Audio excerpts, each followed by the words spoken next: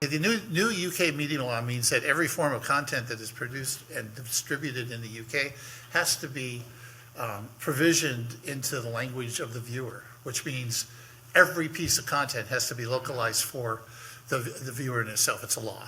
This is also starting to translate over into the Netherlands. It's starting to be looked at in Germany, and all of these, in the past, it's just been produced or it's localized. Like there's 3 languages in China.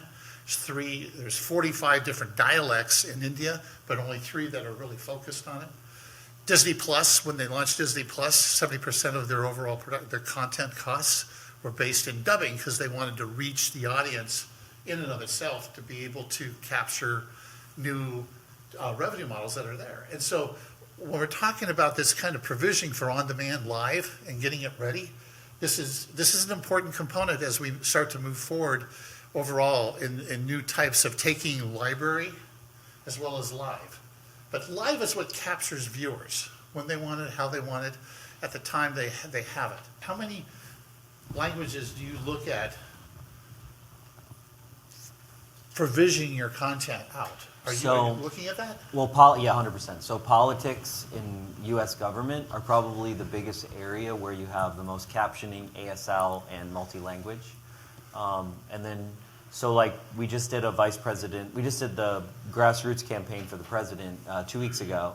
And so we had an ASL feed, an English feed, a Spanish feed, another language that I can't remember, and then captions for all of those. And so I think the bigger problem is that the platforms, even YouTube, can't really handle one player having all those things, right? So you end up not just having multiple distribution channels, but within a platform. So even if you look at how we did DNC 2020, you're going out with one night's feed, and that feed might have 3 ASLs, 3 languages, and each of those are different streams. So now you have the scale of having to do the VOD trims for all of those and making sure that captions are clean and those kind of things. I mean, it definitely keeps us working. Do you refresh it? Do you update it? I mean, even after it's gone into on-demand, you've got it all set? Typically, we're trimming because we did a good job. But when the TD screws up or something happens in the program, you got to go back. You got to make sure it's clean, Yeah, I mean, typically we're just trimming. Do you ever add any types of new forms of interactive capabilities to the content to refresh it?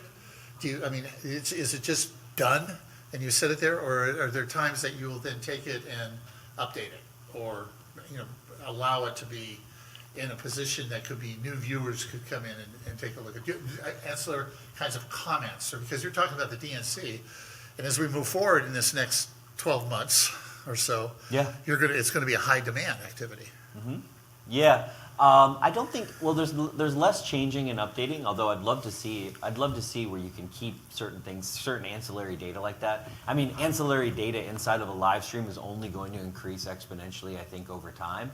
My hope is that players can take more of that ancillary data and then have a better way for a viewer to be able to choose what the experience is, so that all of your content lives in one player, as opposed to right now where it's distributed a lot of places. Mm-hmm. Not necessarily by platform, right? Even Twitter. Like if I could come to Twitter and on the player I could choose Spanish, right? Right now, a lot of people, how they solve that problem is they literally have a Spanish Twitter account for their political organization, right? So that I know as a Spanish viewer, or ASL, right? Like there's 3 different American Sign Languages. How many organizations are actually making content for all 3? Why don't you give the definition of ASL? American Sign Language. And then audio description. So in 2020, we were talking, I didn't even know what audio description was. So it's for people who are blind.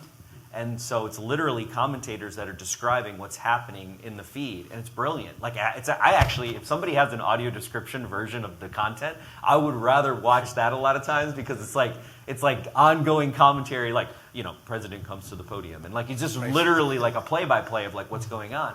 And so you think about it, in our country, it's only the Googles of the world, it's only the government It's only political and education that really focus on making streams more accessible. And you got to imagine, as you make your live stream more accessible, you have to make your video on demand more accessible, especially if 2/3 of the people are coming for the on demand experience. But you're saying right now within a live broadcast that component is done live, or is it a tool? Yeah. So we do it live. Is somebody actually sitting there going, President's coming up to the So what was kind of cool is for DNC, we use this product called Clean Feed, which is just a very low latency audio feed, and we basically use that to bring commentators back. So they'd be in their house. So instead of an ASL, American Sign Language interpreter, you literally have two people who are, instead of sports commentators, they're just audio description. And then we'd have an audio description channel on YouTube for people that are blind, that they could come to that channel and know what's happening.